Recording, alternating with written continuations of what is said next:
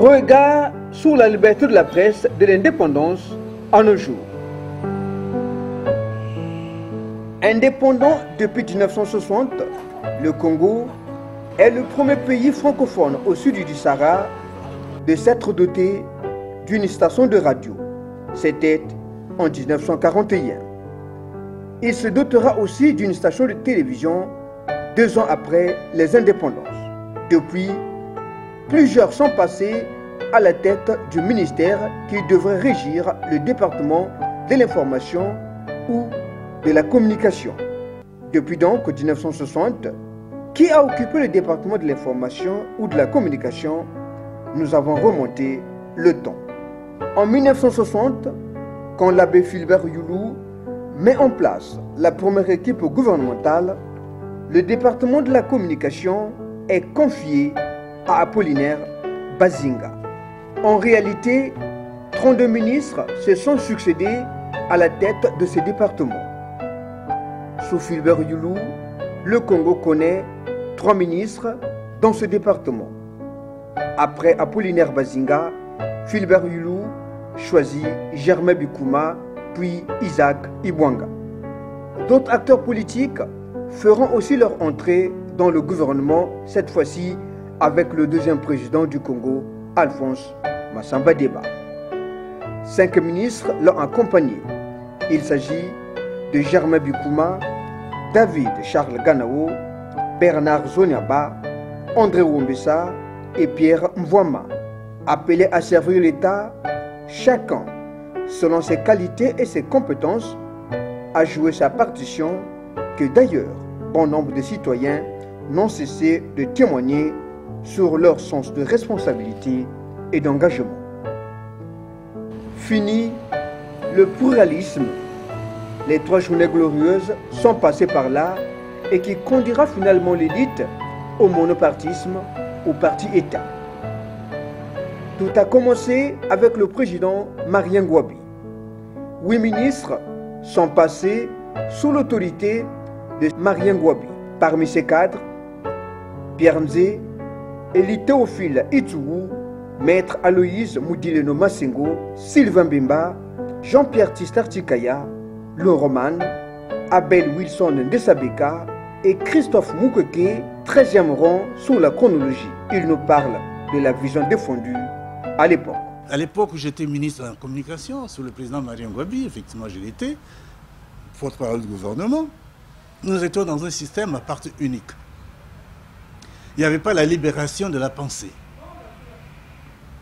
C'était le parti unique, et mieux, c'était une période dite révolutionnaire, où il y avait des exigences révolutionnaires, où la presse était censurée de manière officielle, c'était normal. Les films étaient censurés, les livres étaient censurés, les journaux étaient censurés. Alors, sérieusement censurés, rien ne pouvait passer tranquillement sans qu'on ait dit un mot là-dessus. Donc, on ne peut pas parler, puisqu'il n'y avait pas d'un côté l'opposition, de l'autre le pouvoir, pour dire est-ce que le traitement de l'information était donné de manière égalitaire. Ce n'est pas le cas. Il n'y avait pas plusieurs partis, il y avait un parti unique à l'époque, en l'occurrence le Parti congolais du travail, qui est encore là. C'était l'unique parti et on l'appelait le parti au pouvoir. Et à l'époque, on disait, c'est le parti dirige l'État. Donc c'est la volonté du parti qui comptait.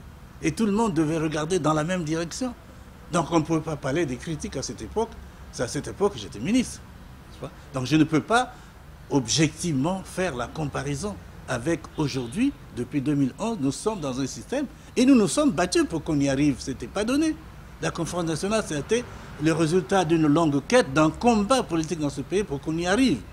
Parce que justement, on trouvait que ce système avait échoué, qu'il fallait faire comme tout le monde. On s'est rendu compte que le système démocratique, c'était le système le moins mauvais à travers le monde. Et il fallait y arriver, nous sommes arrivés. Donc, il est difficile, en réalité, de faire la comparaison entre 2 choses qui ne se ressemblent pas, qui ne sont pas de même nature. Une nouvelle page de l'histoire de la communication et de l'information va commencer avec le président Jacques-Joachim Yombi Opango. Il a porté son choix sous le ministre Jean-Pierre Ngombe et nous sommes en 1978. Le 5 février 1979, Denis Sassou Nguesso prend les rênes du pays. Avec lui, d'autres figures entrent en scène. 5 ministres seront comptés sous son règne. D'abord avec Florent Tiba, suivi de Daniel Abibi, Paul Ngatse Obala, ensuite Guy Menga et Paul Nduna. À l'époque, en 1982, Mfumu Fila est directeur de l'information à Radio Congo. Il démissionnera plus tard. Je garde le souvenir du ministre Nchiba qui a permis à la radio, à la télévision, disons au personnel de ces deux médias, d'avoir beaucoup de facilité au plan administratif. Il avait instauré toute une série de primes pour les agents de la radio et de la télévision. Donc la condition sociale des journalistes a été fortement améliorée sous le ministre Chiba. Ensuite, le ministre Abibi a envoyé en formation un nombre important de journalistes. Et quasiment depuis cette époque, il n'y a plus eu à proprement parler de formation professionnelle, hormis les jeunes gens qui viennent de STC. Mais à l'interne, il faut simplement se souvenir du ministre Daniel Abibi, qui a envoyé les Sylvie Kaki, les Diélé et Touti Kanti. Puis vient la conférence nationale souveraine. À la période post-conférence nationale souveraine, c'est André Milongo Ntsato-Bantou qui est Premier ministre. C'est la transition. Le Congo découvre alors Jean-Blaise Kololo et Antoine Dieudonné Nganga et nous sommes en 1992. C'est une nouvelle ère de communication qui s'ouvre avec le président Pascal Lissouba. En 5 ans de mandat, Pascal Lissouba a travaillé avec 6 ministres de la communication. Il commence avec Théophile Obenga, Mamadou Dekamo Kamara sera nommé dans le gouvernement de 60-40 avant que Albertine Lipou Massala le remplace. Martin Berry, Sophie Moukoui-Gmbouala et Marcel Babindamana seront par la suite nommés. Après la guerre de 5 juin, retour de Denis Sassou Nguesso aux affaires. Cette période marque aussi la floraison des chaînes audiovisuelles privées avec la bénédiction du ministre François Ibovi. Dans la foulée, DRTV, MNTV, CB+, Radio Brazzaville, Radio Liberté, Canal FM. Après François Ibovi, celui qui était porte-parole du président de la République reçoit le morceau de la communication. Quand je me retrouve évidemment à la tête du ministère dans un environnement, on va dire, semi-libéral, évidemment le premier opérateur ou acteur de ce secteur que je reçois, c'est le géant Dabira qui vient me voir pour m'expliquer la philosophie qu'il avait eue en tant que chef d'entreprise et aussi par rapport à notre pays, par rapport aussi à la promotion de la diversité médiatique et qu'un seul média ne pouvait pas, comment dirais-je, mettre en relief tous les différents aspects de notre pays. Il y a une télé institutionnelle et puis aussi, j'allais dire, une télé périphérique, sans pour autant que cela soit péjoratif, mais avec une capacité de faire, si vous voulez, de couvrir le quotidien et surtout d'apporter une innovation technologique. Ce que, au niveau des médias d'État, c'est un peu lourd à faire mouvoir, parce que ce sont des institutions, si j'ose dire, et lui, avec une approche, si vous voulez, de chef d'entreprise, avait une certaine agilité, une certaine souplesse. Et donc, cet univers, nous l'avons accompagné. Nous avons préparé également la loi organique qui mettait en place le Conseil supérieur de la liberté de la communication, justement pour essayer de faire en sorte que l'environnement juridique de notre pays soit conforme à la Constitution. Et donc je me suis avoir passé 8 heures de débat au niveau de l'Assemblée nationale pour vous montrer justement la sensibilité de la question. Et donc, mais accompagnement du secteur privé, donc médiatique, que ce soit la presse, les médias chauds ou la presse écrite, mais la finalité pour moi, je me disais que c'est le jour où notre pays aura une économie dynamique et qu'à ce moment-là, l'économie réelle, les entreprises, eh bien, auront logiquement, naturellement, à utiliser les vecteurs de communication que sont les télés, les radios privées et la presse écrite privée. En tant que newcomer, il avait bénéficié du coaching des aînés comme... J'ai bénéficié, lors de ma passation de service, des conseils du ministre Ibovi, qui m'a invité à un dîner. Et là, il m'a donné des conseils, si vous voulez, les ficelles du métier.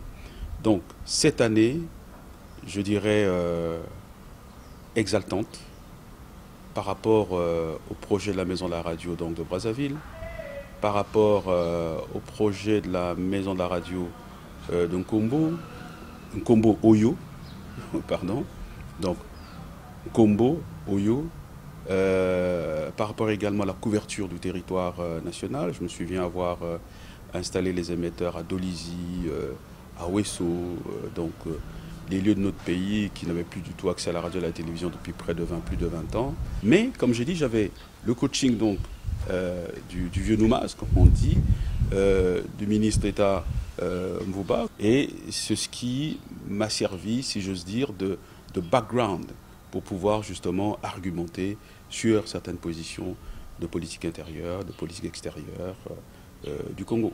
Après Alain Akwala à Tipou, les Congolais découvrent Bienvenue au Kimi, puis Thierry Mongala, titulaire du poste jusqu'à ce jour. En tout, 32 ministres de la communication et de l'information ont servi le pays. Au ministère de la communication et des médias, les photos qui retracent les occupants de lieux, sauf celle de Bienvenue au Kimi.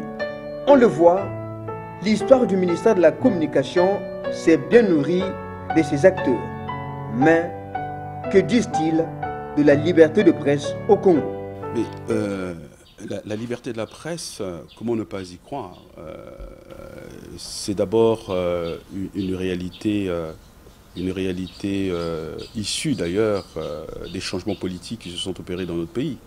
Donc lorsqu'on décide de sortir du monopartisme, donc du parti unique, d'un pouvoir monolithique pour aller vers la diversité et la liberté, le corollaire, ce sont des médias libres.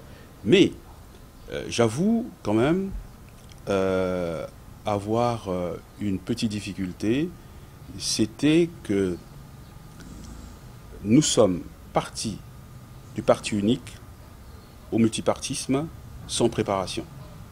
Ce qui fait que de la conférence nationale, on a assisté à une résurgence des partis à configuration ethnique, ce qui nous conduit ensuite dans les différentes guerres.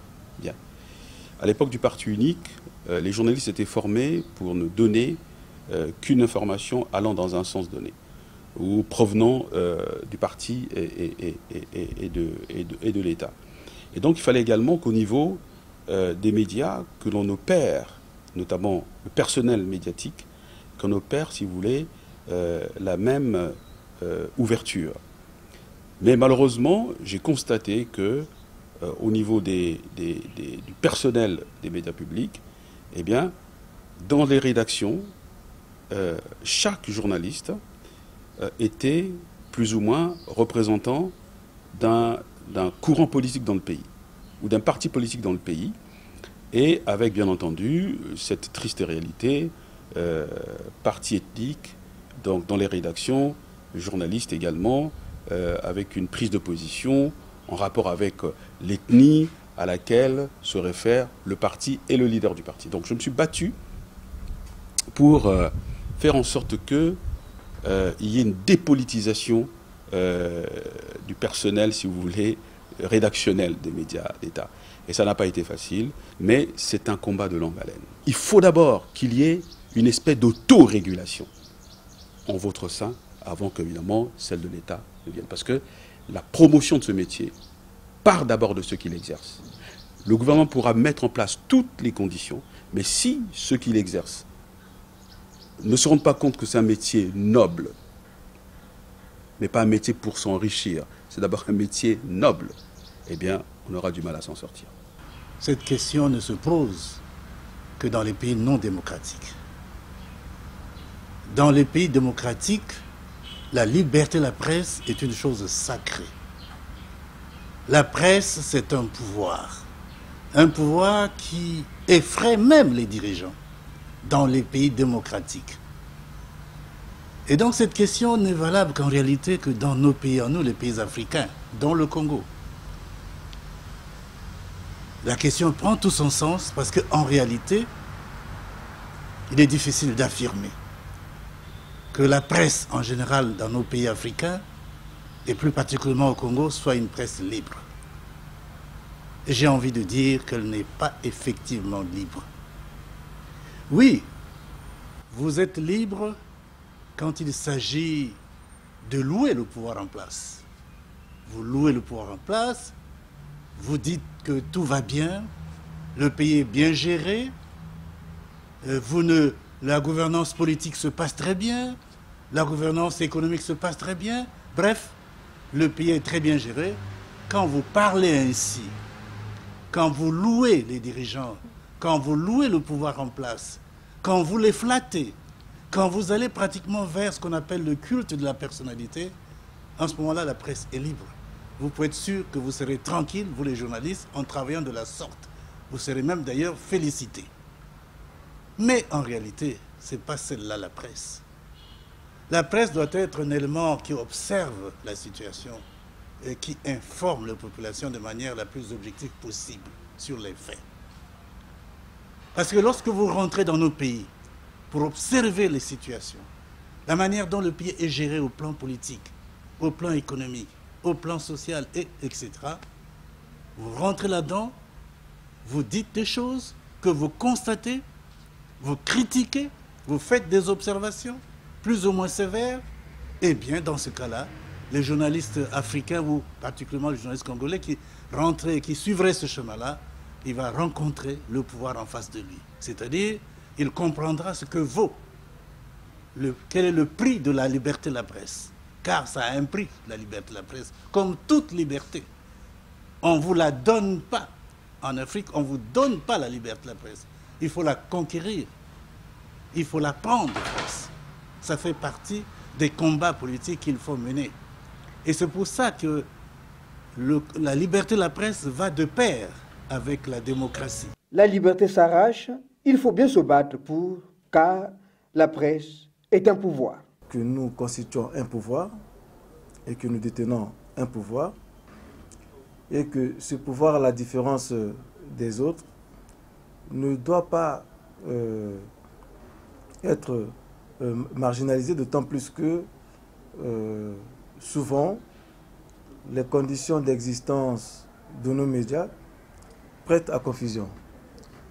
Les difficultés d'existence et même de fonctionnement de nos médias font que souvent nous perdons une partie de notre pouvoir.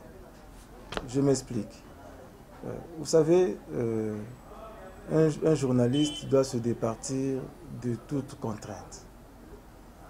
Il ne doit pas être assujetti à un parti politique. Il ne doit pas être dépendant d'un pouvoir économique. Il ne doit pas subir la pression de quelque pouvoir que ce soit pour exercer son métier. Parce que ça garantit son indépendance et sa liberté. Les professionnels des médias sont appelés à l'éthique et à la déontologie. Or, qu'est-ce qui se passe chez nous? On constate que, compte tenu des situations financières difficiles,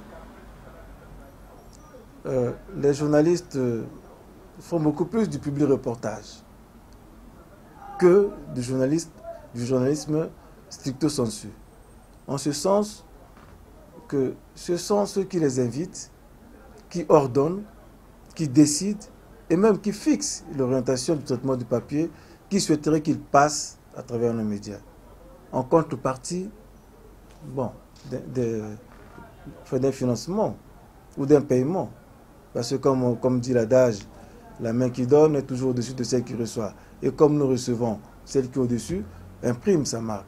Or, nous devons être indépendants de tous les autres pouvoirs, aussi bien politiques, économiques que financiers. Aussi longtemps que les journalistes et les médias seront dépendants des pouvoirs publics, seront dépendants des pouvoirs financiers, seront dépendants des pouvoirs économiques, ils auront du mal à exercer leur métier librement.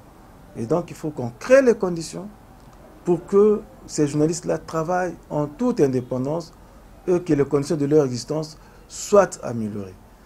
Si on n'arrive pas à cela, ça sera un peu difficile. Je ne sais pas si nos concitoyens le savent, mais ce n'est pas propre au Congo. En RDC, nous étions en séminaire, on nous a parlé de cela. Au Gabon, exactement. Au Cameroun également, le système de ce qu'on appelle le gombo. Ici, c'est le fonçage, etc. Donc, les gens attendent que les promoteurs des activités les déplacent. À partir du moment où ces promoteurs-là les déplacent, est-ce que le journaliste peut encore avoir cette liberté, cette distance nécessaire pour rendre son papier sans qu'il y ait l'influence de l'argent au milieu? C'est ça des questions. Ça veut dire que cette liberté, pour qu'elle soit traduite dans les faits, pour que les téléspectateurs qui nous regardent comprennent que le traitement de l'information qui est faite rapporte que des faits, il faudrait que nos journalistes, nos médias soient logés à la bonne enseigne. Avant de revendiquer la liberté de la presse, il faut que nous respections notre métier. Il faut que nous nous remettions en cause. Il faut que nous remettions notre façon de faire, notre façon de traiter l'information en cause. Une fois que nous avons remis tout ça en cause, une fois que nous sommes conscients que dans l'exercice de notre profession, nous le faisons avec toute conscience en respectant l'éthique et la déontologie, nous pouvons, à ce moment-là, revendiquer la liberté. Vous ne pouvez pas à la fois marcher sur la liberté des autres et à la fois exiger que vous soyez libre. Imaginez simplement que, ça j'ai dit simplement, c'est une sorte de désordre. Il faut d'abord que les journalistes se remettent en cause, commencent par respecter leur profession et ensuite revendiquer cette liberté auprès de ceux qu'on accuse de ne pas nous l'avoir donné. Le message qu'on peut dire aujourd'hui, c'est déjà dire que nous fassions les bilans de l'exercice de notre profession depuis la conférence nationale jusqu'à aujourd'hui. Ça, c'est la première chose. Et la deuxième chose, c'est interpeller les pouvoirs publics. Parce que quand j'ai dit le non-respect de l'éthique et de la déontologie, c'est lié aussi au coût de la vie, la façon dont les journalistes arrivent à s'en sortir quotidiennement. Qu'on arrive quand même au moins à subventionner la presse locale. Une fois que cette presse locale est subventionnée, on peut commencer par exiger un certain nombre de choses à cette presse, exiger les efforts à cette presse. Mais bon, cette presse aussi, sinon quand on a choisi ces métiers, c'est un métier d'honneur. Moi, je dis toujours que c'est les plus beaux métiers du monde. C'est un métier d'honneur. Pour l'honneur de ces métiers, il faut que nous commencions, nous les journalistes, à les respecter si nous voulons les faire respecter. Le métier que nous faisons comporte des risques. Comporte des risques. Moi, j'ai retrouvé un passage du président Barack Obama. Le 21 janvier 2009, il signait 5 décrets de loi régissant la liberté de l'information. Mais dans le paragraphe qu'il écrit, que dit-il? Je vais le lire. L'État ne doit pas assurer la confidentialité d'informations pour la seule raison que leur divulgation pourrait embarrasser des responsables publics, que des erreurs et des échecs pourraient se trouver révélés ou en raison de craintes hypothétiques ou abstraites. Fin de citation. Qu'est-ce qu'il voulait dire par là? Il voulait dire que avec les pouvoirs qui sont les nôtres, nous avons le pouvoir d'investigation. Nous pouvons révéler un certain nombre de choses pour apporter à l'opinion publique. Nous pouvons aider notre justice à révéler, à travers des enquêtes bien menées, donner des informations pour qu'un certain nombre de faits qui échappent parfois au pouvoir public soient mis sur la place publique. Vous voyez? Donc, c'est ce pouvoir-là que nous avons. Et bien évidemment, quand nous menons ce travail-là, sans arrière-pensée, avec les lois et les textes qui nous protègent, nous ne courons pas le risque d'être agressés par quelque pouvoir que ce soit, dans la mesure où nous exerçons ce métier-là avec professionnalisme. Que dire des conditions de travail des professionnels de médias? Et c'est aussi l'occasion pour que l'on essaie de penser au statut des journalistes, qu'on y pense, qu'on y veille, car un pays où la liberté de presse n'existe pas, c'est un pays qui est voué à l'hégémonie parce que il y a un pas qu'on peut franchir pour qu'on traite de ce pays-là de dictature. Or, ce qui n'est pas le cas pour nous, il suffit seulement d'organiser ce nombre de choses pour que les choses s'arrangent. Depuis l'institution de la Journée internationale sur la liberté de la presse en 1993, cette année 2017, les professionnels des médias célèbrent la 24e édition.